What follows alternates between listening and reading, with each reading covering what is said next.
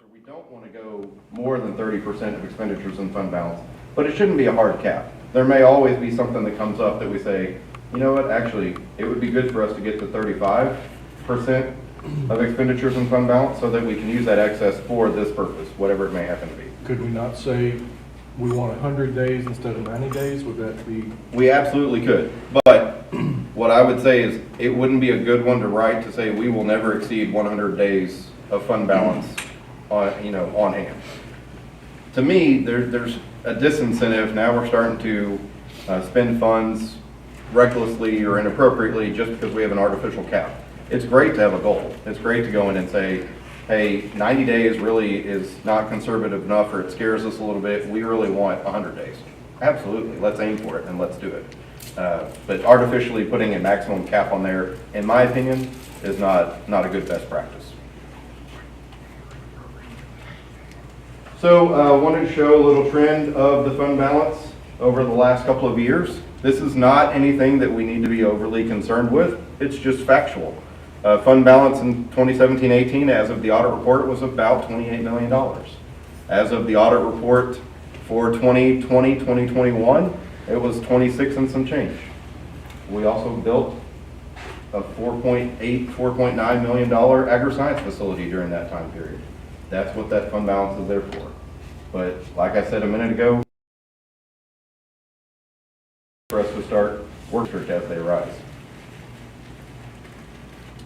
Some fund balance facts. General fund balance right now makes up 25.1% of average monthly operating expenses. That's right in line with what TA is expecting. That's right in line with what the bond covenants are expecting. So we are right at those 90 days, and that's good for our first rating, and that's good for our bond covenants. Interest in seeking, just in case we're curious, probably the last time we'll talk about INS tonight. There's no formal fund balance minimum for INS, but it is, again, that's that fund that we were able to, with fund balance, refinance those bonds and save $9 million in interest dollars. So let's talk a little bit about budget mechanics, the revenues and expenditures. And this is going to be where we're going to spend a good bit of time. Revenues and expenditures, as we're looking at the general fund, generically speaking, revenues come from three sources. We've got local revenues, we have state revenues, and we have federal revenues. And I kind of like to do it in reverse order. Federal revenues, that's going to be our SHARS program. That's our school, health, and related services. That is providing Medicaid-eligible services to Medicaid-eligible students. So when they are here and we're providing personal care services, we can get reimbursed for those costs. That's the only federal program money that we put in the general fund right now. Everything else, federal programs, go through a special revenue fund. They have their own separate code. We account for them separately, and those are grants, generically speaking, that we track that way. State revenue is really based off of ADA funding. So the students who are here, the weights that are assigned to them by the legislature through various funding formulas, go in, do the math, hold your breath right, cross your eyes, and you'll end up getting state revenue. That's all that our state revenue is. It is funding, and it's also an on-behalf payment for retirement for our staff. Everything else that's not specifically state or federal is going to fall under local.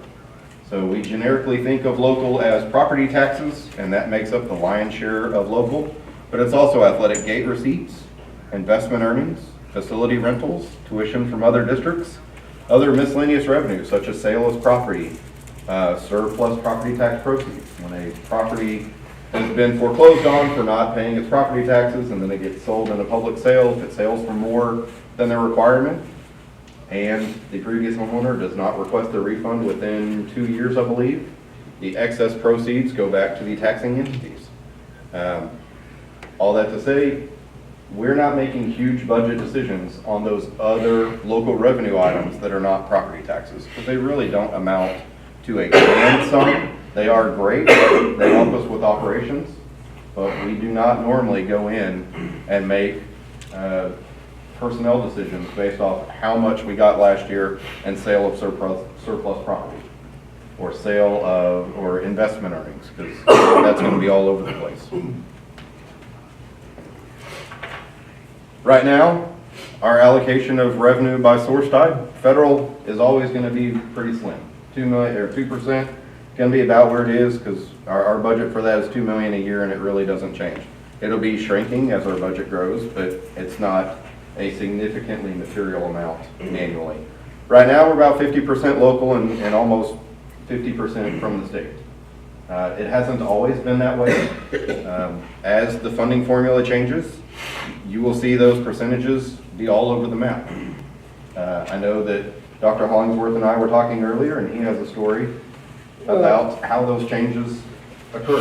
One of the things I want to point out, and honestly, this is a great talking point for y'all when people are asking you about taxes and those kinds of things, and you're getting your 2% at HEB. The bottom line is this part from the state funding used to run about here. They used to pick up about 2/3 of the expense of what's going of the operation of school districts in Texas, and that's true across the board. You go back 20 years, this would be a much larger piece of the pie, and so your local share that was picked up by our local taxpayers was about 1/3.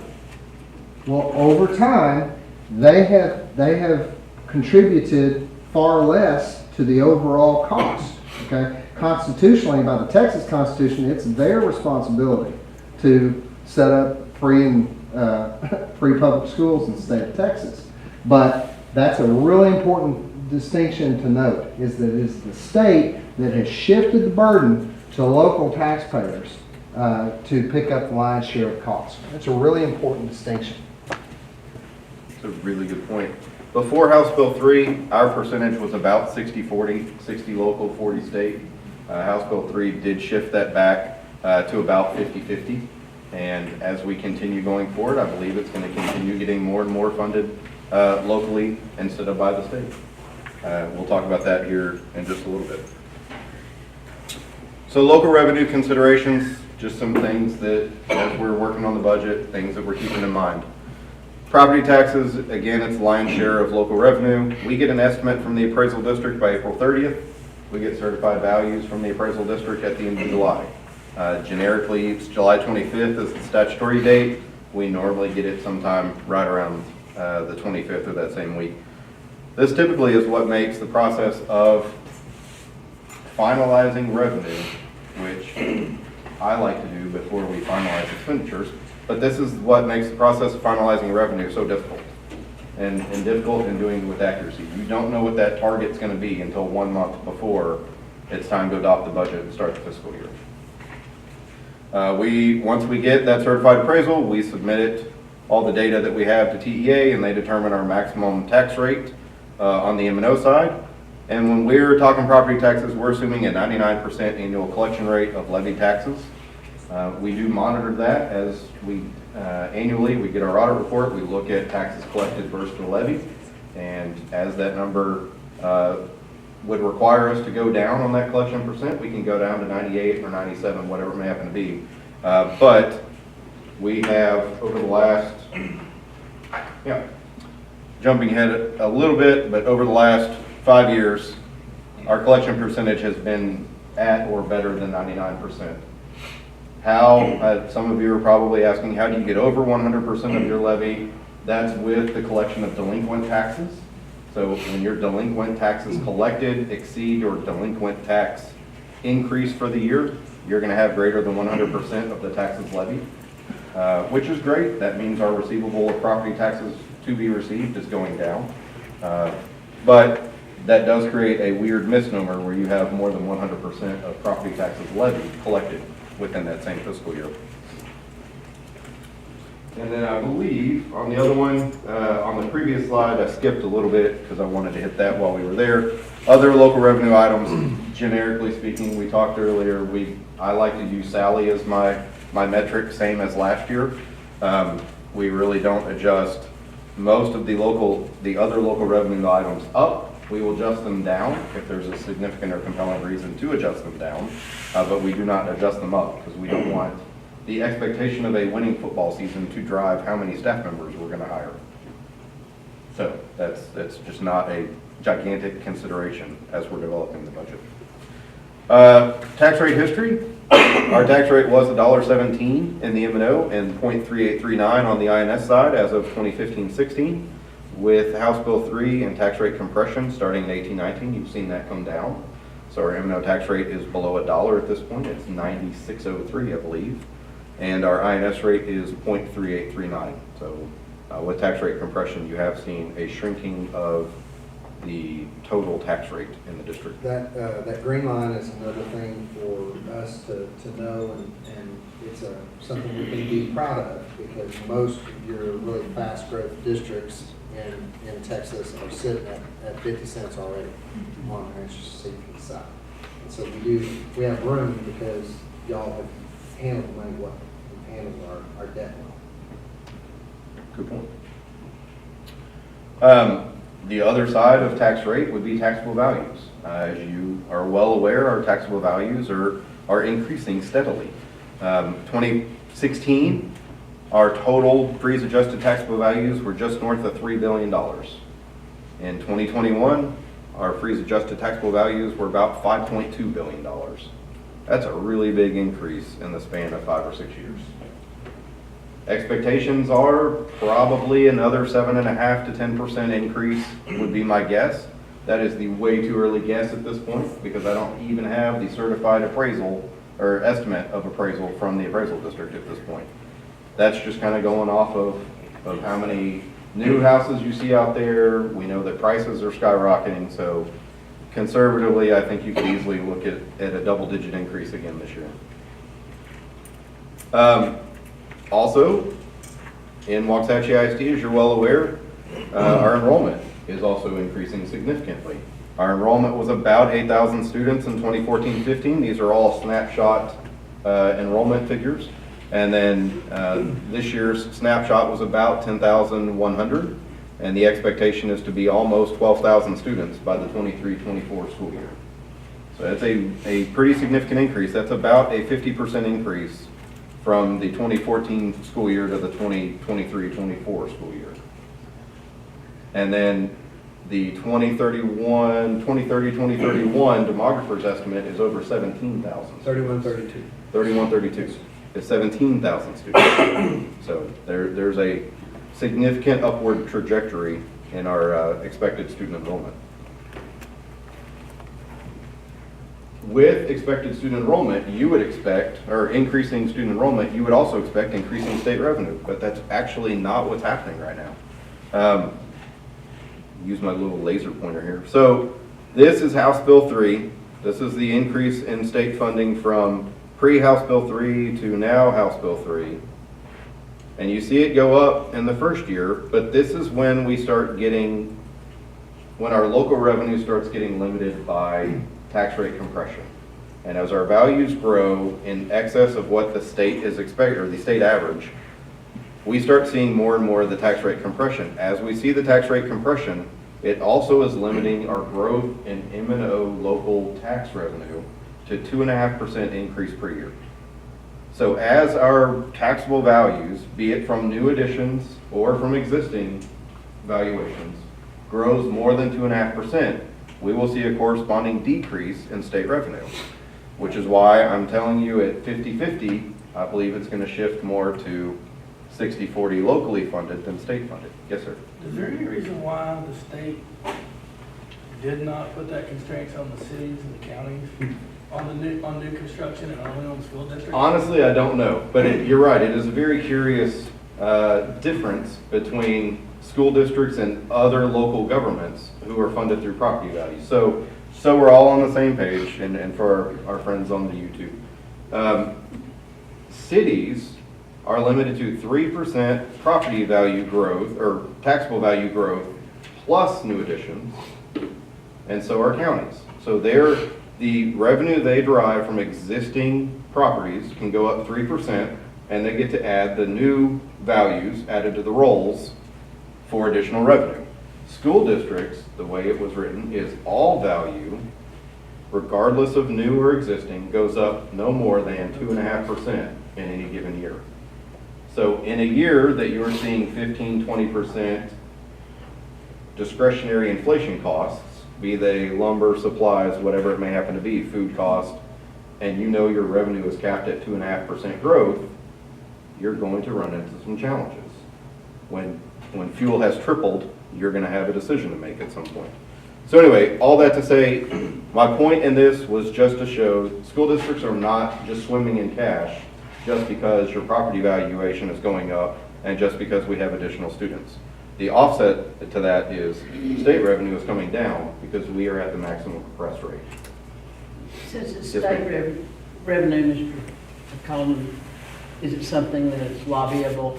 I mean, something that we need to be pushing for them to? It absolutely is. 2.5? It absolutely is something that we could be doing, but the only way we can do it is exactly in the manner you spoke of. It would have to be lobbying the legislature to make some change in those funding formulas. And especially for fast growth like what we are. If they got rid of the new construction constraint, it would make a huge difference. Absolutely. So before House Bill 3, you would be looking at about $4 million a year in extra local revenue without adjusting the tax rate any. Keep it at the same rate it was, but with the value of growth at that point, we were talking 8-9% property value increase. You were looking at $4 or so million extra dollars a year. Goes a long way to hiring staff and continuing to pay them. But with this increase, you're going to be looking at about $3 million before the state revenue reduction that's going to offset that. So you're really going to be looking at about $2 million by the time it's all said and done. But I'm way jumping ahead. So we will get back on tax. Why do you think they wouldn't Yes, just sir. tie it to the CPI? Because I think the It fluctuates too much?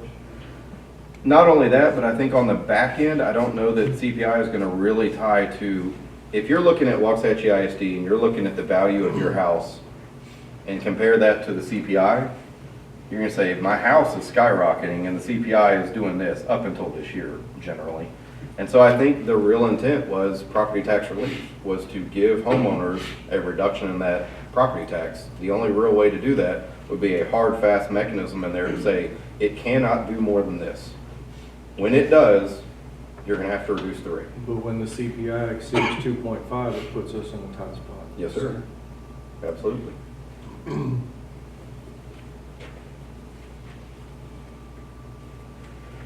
All right, so from the first set of way too early projections, this year I expected ADA to be about 10,040 students. In all honesty, we're not going to hit that number. We have enrollment of about 10,140, but as we know, as we've seen through the first semester, and especially in January, and we are not the Lone Ranger in this, we have a bunch of other school districts in the state, our attendance is not where it generally has been. We've generally been about 95% attendance on any given day. So we would take our enrollment times 95% and get us a general idea of what we think ADA is going to be. For the first semester, our attendance percentage was 92.7%. In January, it was in the 80s. Now, those, of course, have COVID implications written all over them, but still, in developing a budget and not expecting a continual hold harmless from the state, I want us to be conservative so that we're not left wondering where's our funding. I would love for us to be in the other boat going, hey, we have extra funds, what can we do now? Well, when we get to that point. So I'm budgeting about a 200 student ADA increase for next year. It's extremely conservative. If you're looking at the demographer's projection, he's saying 11,051 students next year. So if we were to take that number times 95%, it would be about 10,500 for ADA. So I'm looking at about 250 ADA less than the demographer would be looking at for my original or initial budget projection. To put it in perspective, the first semester's attendance percentage of 92.7 times that 11,051 would get me right at 10,243 students for the ADA. So that's the peek behind the curtain. That's where that number came from. It wasn't just magically pulled out of air. It was looking at first semester ADA saying, come on, we got to be able to do better than this attendance-wise by the demographer's estimate for total overall student enrollment to give me a starting point. So that's the way too early state revenue consideration. But that's what we're kind of going off of now as we start looking into expenditures and priorities of things that we'd like to look at funding. How have we done in the past, projected versus actual ADA? I really wanted to hide the 2020, 2021 column because it's COVID, but I'll wear that miss because I missed. But in the previous 5 years, we really only missed ADA projections to actual 1 year. So 80%, we're doing pretty good. 18, 19, somehow we got remarkably close to hitting the number right on with our projected. But for the most part, we try to budget projected ADA lower than what we really think it's going to be, because at the end of the year, it creates additional funding for us, additional opportunities to do things. We don't want to be in the payback scenario. It's fine to pay back a little bit. Think of it almost like your personal income tax return. You probably don't mind paying a little bit, but when Uncle Sam says, I need $5,000 from you in the middle of April, that's not really the happiest conversation to be happening, or the happiest check to be writing. So we try not to get in that scenario, and we've done pretty well over the last 5 or 6 years, and then COVID's kind of started throwing us for a curveball. Federal revenue considerations, we talked a little bit. Halfway point there. Thank you, sir. We talked a little bit about this earlier. It's really only the SHARS or school-related health services revenue. We really don't mess with it a whole lot. Yes, we are hitting right at $2 million a year with our SHARS reimbursements and cost report reimbursements. I don't see that moving a whole lot as we provide additional services or have additional eligible students. That may move a little bit, but again, it's not an overall budget driver. It is about $2 million budgeted per year. The other big side of this is going to be our expenditures, and I've broken them down for you by category, which hopefully, as you're diving through your packet of other information, the account code structure guide will make a little bit more sense as you're seeing some of this stuff too. But there's really about 6 classes of expenditures. TEA has an 800-page Bible out there, the resource guide that we use to code everything. In it says payroll will be a 6100 something, 6100 to 6199 account. And then you have professional contracted services, supplies and materials, other miscellaneous operating costs, debt service, which now with changes in state law would only apply to the interest and sinking fund or an INS fund, and then capital outlay expenditures.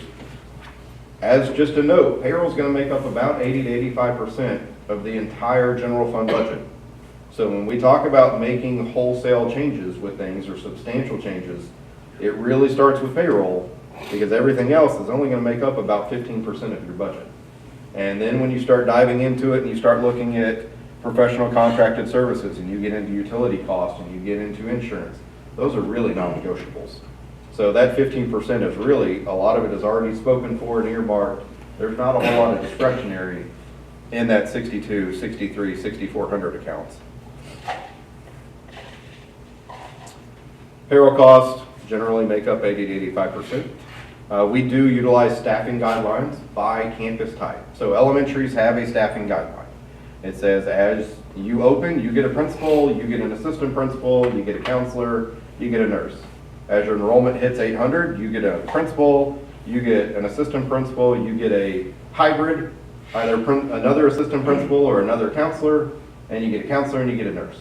So every campus is treated the same by type. It's going to be a different staffing formula for junior highs.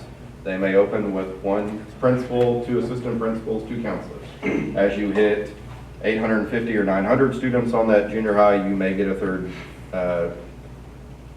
assistant principal or a 3rd counselor, et cetera, et cetera. High schools are going to have their own funding guidelines, or staffing guidelines, sorry.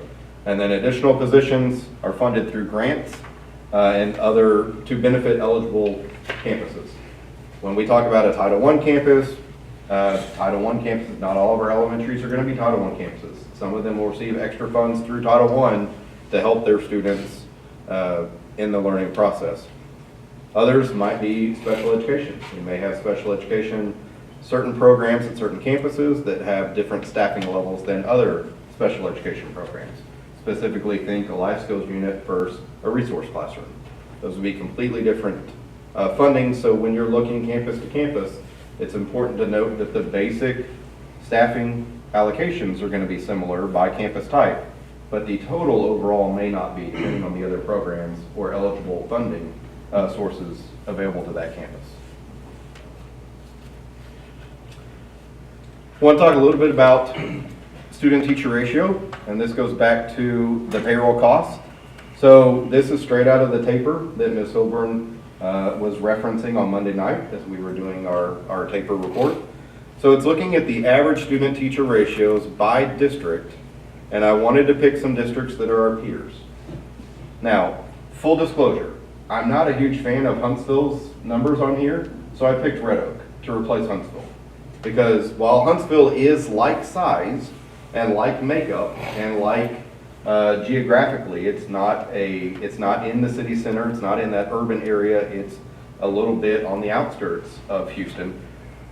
It's not really a great comparison because I'm not about to stand up here and say we should go to 26 students per classroom. I don't know that anybody would ever consciously go, hey, let's go from sub 15 to over 25 overnight. So that to say, I just wanted to make sure that we all are aware of where our student-teacher ratio is relative to our peers. We are not in uncharted waters. Georgetown's down there with us. We are sub 15 students per classroom on average. But you also see that, and my point in this is increasing the students per classroom is not a guarantee that we are decreasing the quality of instruction. You will look at Friendship ISD and Deer Park, who are also in that same peer group. They are receiving A through F A grades, as we are getting a B. It's not necessarily good and bad. Ours is an 89. I want to tell you Friendship is a 93, maybe a 92. The point remains, you do not have to sacrifice the quality of instruction by increasing the size of the classroom. To get to the average, it would call for an increase of 1.2 students per class on average. Doing that would free up about $3.8 million to pay your existing staff with additional funds for additional staff or other priorities as identified by the board going forward.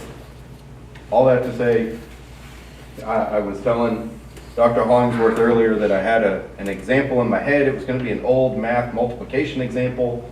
So if we think of our budget as $240,000, it's the old 4 times 6. We all know that 4 times 6 is 24 and 6 times 4 is 24. But when you're thinking about it, 6 times 4, or 6 times 40,000 is 240,000. 4 times 60,000 is also 240,000. You're sitting there going, Halden, where are you going with this? All right, here's my point. In the first example, you had 6 people making 40,000 apiece. They're not feeling overworked, but they're feeling undervalued because they're making less than the market because there's so many more of them. You can't exceed that 240. In the second example, your people are feeling overworked, but they're really appreciated because they're making more than the market to get to that same 240. My point is we need to be careful to make sure that we are not overstaffing, because when we do, we can't be as competitive on the rate side. You can be good in both, you can't be the leader in both. So if that was my goal. I'm not sure if I really achieved it and all of that. So, but that's what I was going for. We're not in uncharted territories, but our peers, generically speaking, are closer to 15 on average. Well, I would Yes, say the sir. corollary to that is, and I'll be real, and I'll say this to teachers, I said it to teachers today at Felty when I was doing my presentation with them. We're not looking necessarily to be the #1 paying district in the Metroplex. I want to be competitive. If we want to stay competitive with those that we compare ourselves against, we want to stay competitive with our peers, and then we want to offer a great work environment where people want to be. But there are some districts who say, no, we want to be #1. Hershey Hills, Bedford, for the most part, they've said, hey, we want to be #1 in every measurement in Tarrant County and that area. But there's a cost to that too, and I appreciate your point. Do we have a comparison similar to this with Region 10? Because the only one really that makes sense on that whole chart is Red Oak. And I understand there's a method behind this graph, but when I look at, Deer Park and New Braunfels, I mean, I understand Yeah. you had parameters you compare it against, but I Mr. would Rogers? be more interested in how we compare against the region. I will tell you, Friendship is a really good one to compare it to. Growing fast on outskirts of Lubbock, very similarly situated to us. Same social and everything. Oh, yeah, absolutely. So the criteria in selecting this group was same general enrollment. So we looked at the 10 districts who are not urban and not rural as defined by TEA. So we took the 10 who had the closest enrollment to us. And we said, okay, who's got socioeconomic within 5 percentage points? Who has the same, it was enrollment and socioeconomic, I believe, were the 2 that we were looking at. So they should be, I hear exactly what you're saying. It's really tough to compare us to New Braunfels. It's a complete different area, same with Friendship. But that was the purpose in getting that. To answer your question directly, no, sir, I don't at this point. I can look at seeing if we can come up with one or seeing if Region 10 has one, but I do not.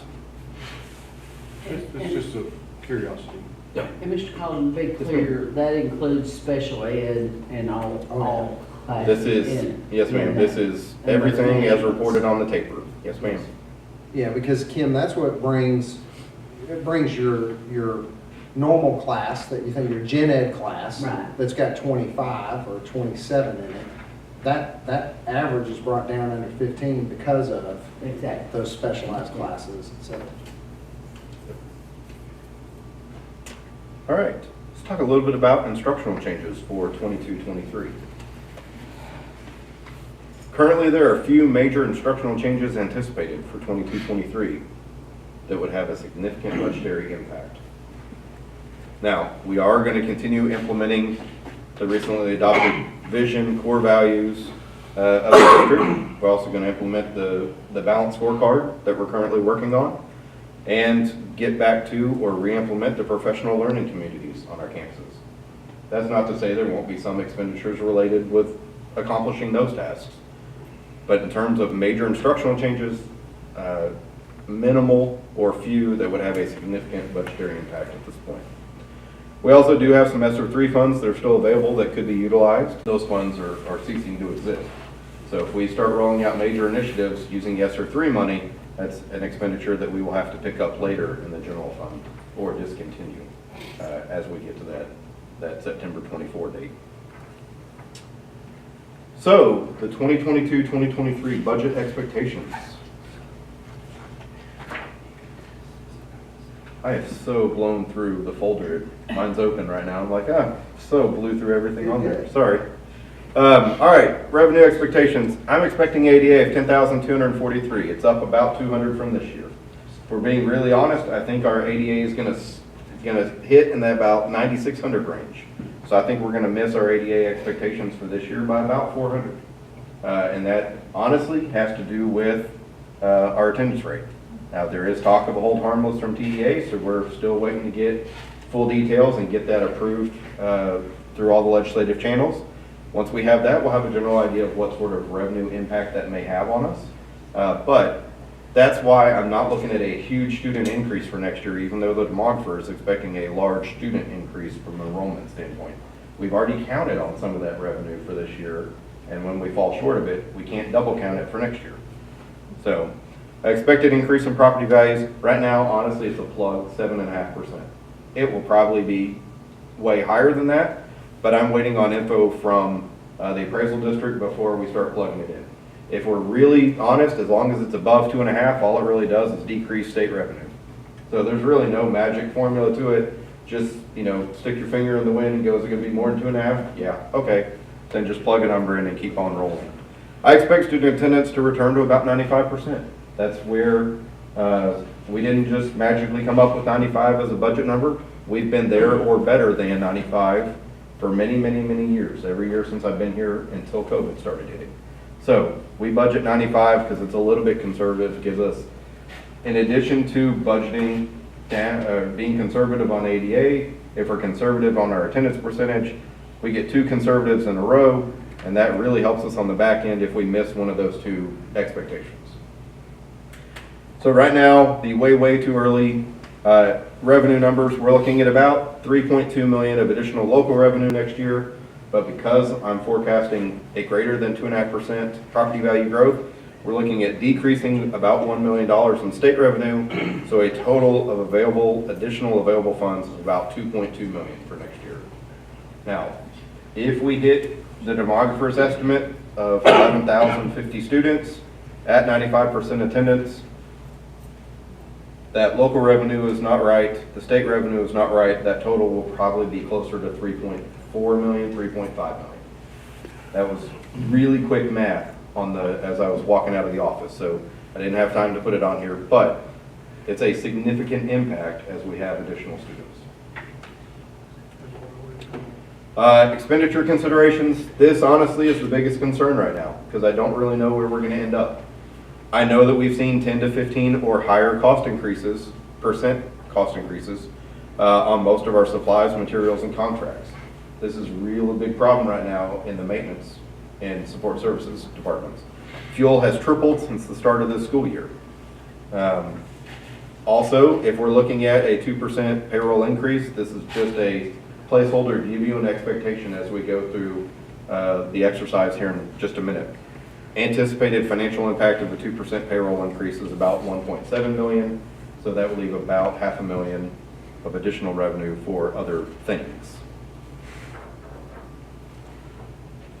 So with that, Okay. Dr. H? Sir. As far as ADA, do we have a single person, or is it a group effort, or someone that's hyper-focused and drilling those kids back in? I mean, I know that would be a daunting task, but it would almost seem to me to be like a grant writer, they pay for themselves in essence. If we could, increase our ADA by even 1%, maybe, possibly. I didn't know how we went about reeling those kids back in, if maybe.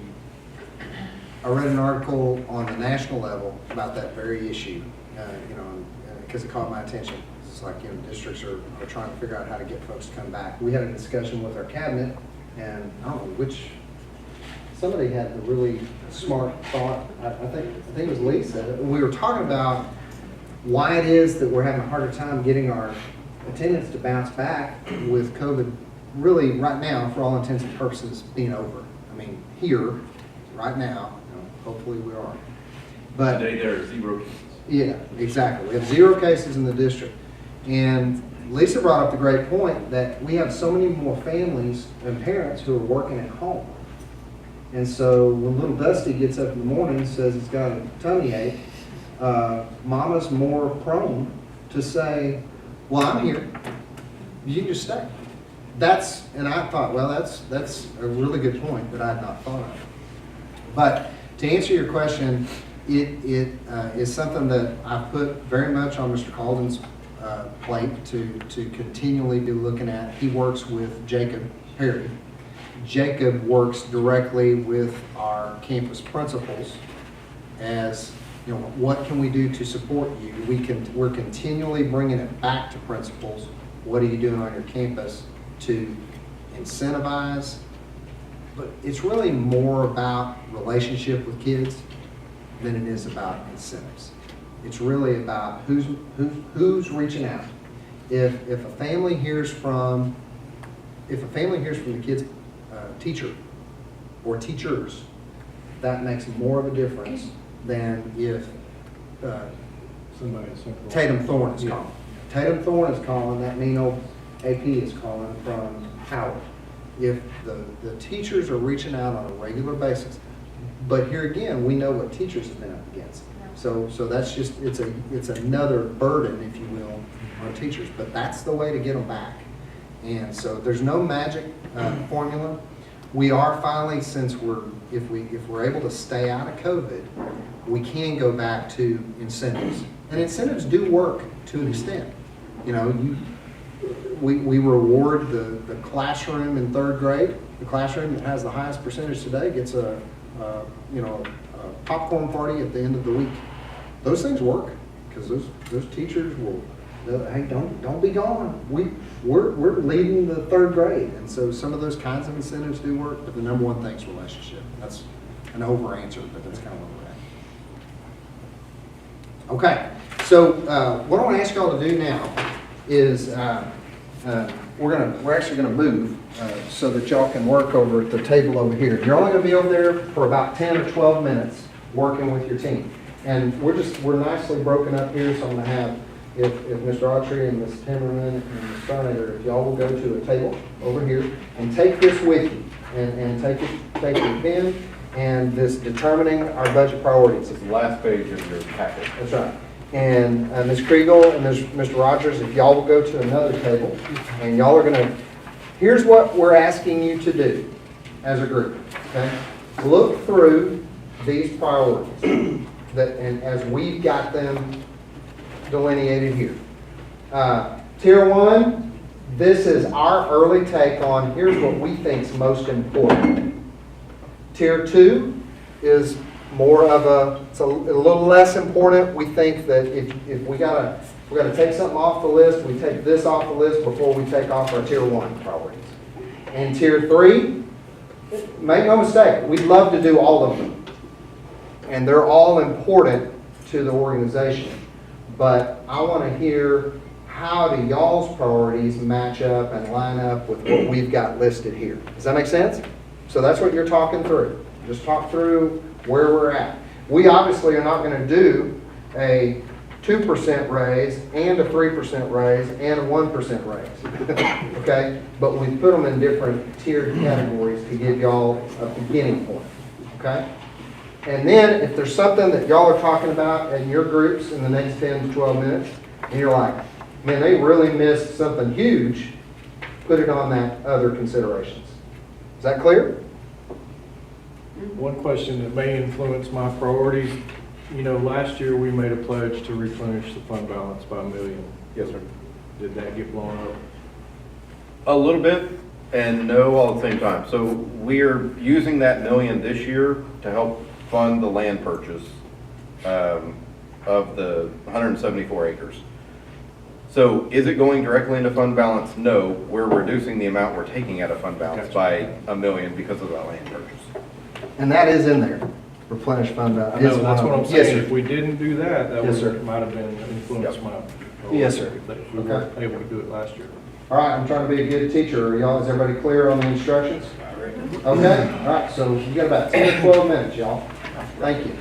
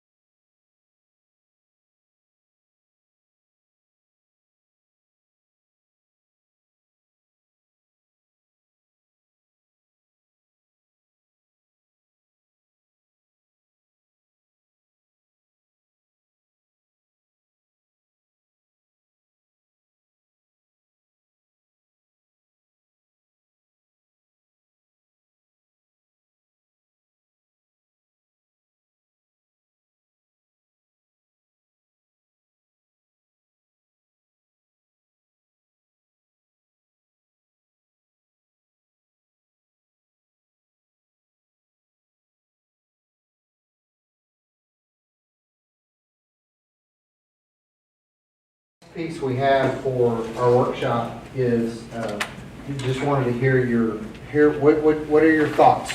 Are these in the right spots? Are they in the right tiers? Would you move them? Did you move some things up or down? I'd love to hear your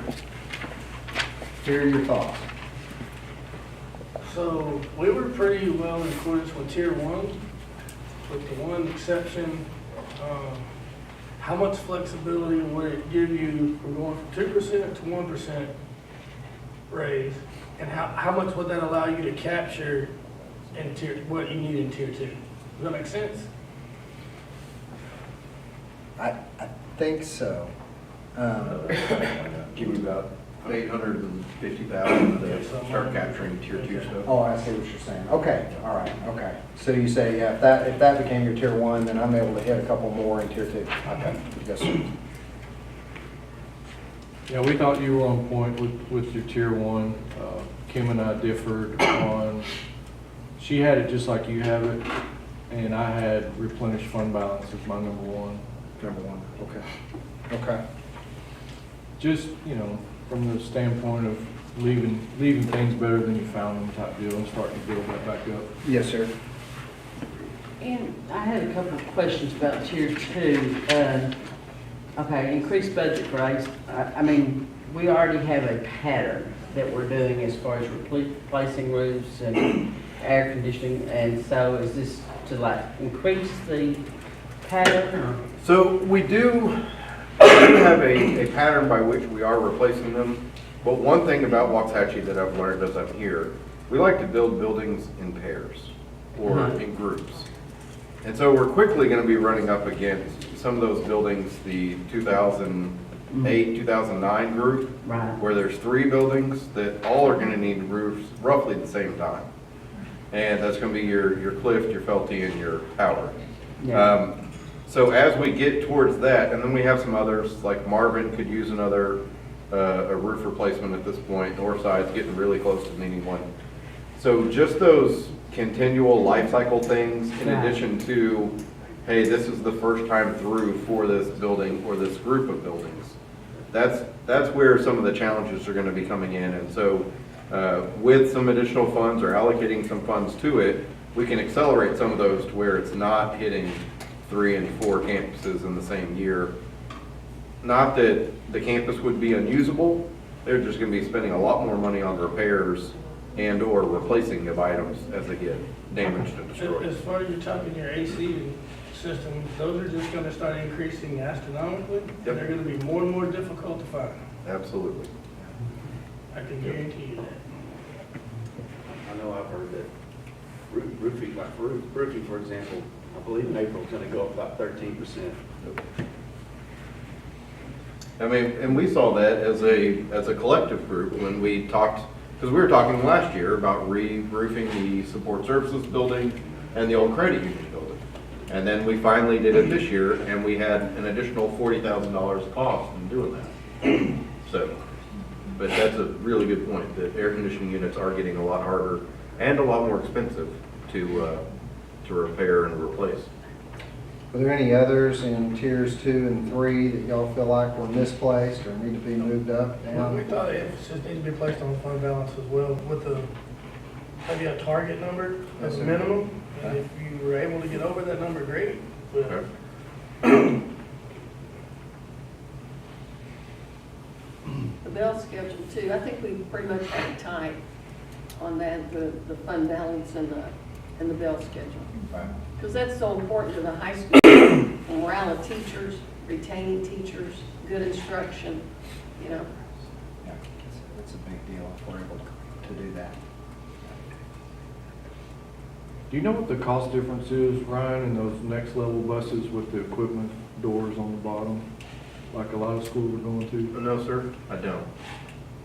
I've heard some talk. I know it's a wish list thing, but The Spirit buses, as I understand those, John, those run about 140. So you're talking about that have more like your charter bus set up for long trips and stuff like that? so like 110 to 140, roughly. Yeah, probably at least 140, because a regular school bus with the belts and the price increases is about 110 right now. And as we, our county allows more and more development outside the city limits, there's gonna be a higher demand on your bus routes. Yes, sir. And ask this one, it's happening all around our house.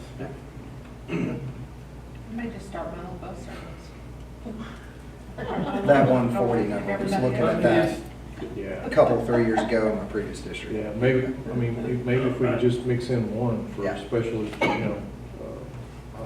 No, those are really nice for kids. I know Duncanville's gone to them and Yeah. a couple other school districts. Not for your everyday bus routes. Yes, sir. I'm talking about for Yes, sir. travel. Were there any other priorities that when y'all got down to that other section, maybe where you thought, man, we're really missing something big? Okay. On that.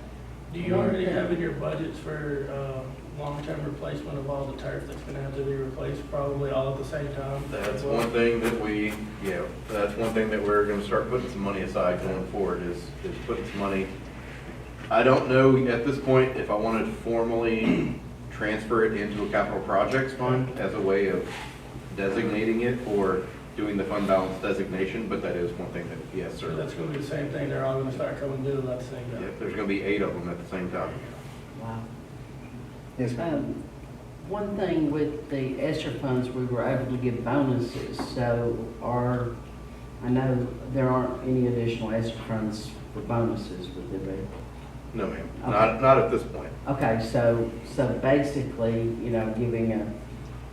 we're gonna have to give a pretty good raise to keep everything equal, for the year. Okay. And just for clarity, that's a increased rate on top of the step rates, correct? That is, yes, just looking at 2% across the board. So that would be with step increase and everything else. With the step? Yes, sir. Not it, okay. Yep. I would think there should be some grant money out there too for technology. That used to be a big ticket item for grants. And there are some grants that we have and that we have applied for. We also have some E-rate money that we can do technology stuff with as well. The only real problem you're gonna run into, like with the one-to-one stuff, those grant coronavirus relief stuff, last year to buy, Travis, do you have any ideas? I think it's 5,700 devices. And I know that all those are not necessarily our devices that we're maintaining, but when we go through programs like that, you're buying them all at once. They're all gonna expire at the same time too. So you really need to kind of start that refresh cycle. Some of them are gonna be early, and you're gonna be having to replace items, only 2 or 3 years old instead of the full 5 years. But you gotta get into that cycle, otherwise you're gonna be perpetually having every 5 years to buy 5,700 devices as a district. So that's kind of where that is coming in. A lot of districts will do it where you get it at a certain grade level. So, little Debbie gets a Chromebook in 3rd grade, and she keeps that same Chromebook 3rd, 4th, and 5th. And then she'll get a new one when she goes to junior high, 6, 7, 8. And she gets one when she goes to freshman year, and she keeps that. That's it. And then we kind of know what we're planning on as you're going through. This is very helpful for us as we talk about, you talk about a 1% versus a 2% kind of raise. We'll have more information. We can dig around with our peers and know where they're going. Ryan is able to find out a lot just talking to his colleagues. Say, well, or the same way Monica is able to talk to folks in HR and kind of know where our competitive districts are headed in terms of raises for their folks. And that we'll have a little more information as we get into May for that. And that's currently our plan, that we would come back in May and have our second workshop for the budget. And then by the time we get to actually adopting it, we're pretty much should be on the same page. So, any other questions or comments? Well, I know at the fire department, our budget's $9.5 million, but we really only control about 900,000. I mean, because of personnel costs are 80%. Is that comparable? Yes, sir. Mr. President, there's nothing else. Yes, Oh, I'm sorry. Good. Oh, can we get is there a way to give it some of those slides at the beginning? Absolutely. Kind of Yeah, get we can share them with you. email or a copy or whatever. Absolutely. Okay, cool. Thank y'all very much. Thanks, Ryan. I'm gonna go back up on the agenda, open forum for individuals, committees, only, do we have anyone even here, other than staff, correct? Anyone trying to speak? Okay. All right, at this time, I'll entertain a motion to adjourn. So moved. Ms. Timmerman. Second by Mr. Rogers, all in favor say aye. Aye. All opposed say nay, motion carried 5-0. You going to the game? Yeah. Ryan, who's your right-hand person, in case you get him wrong?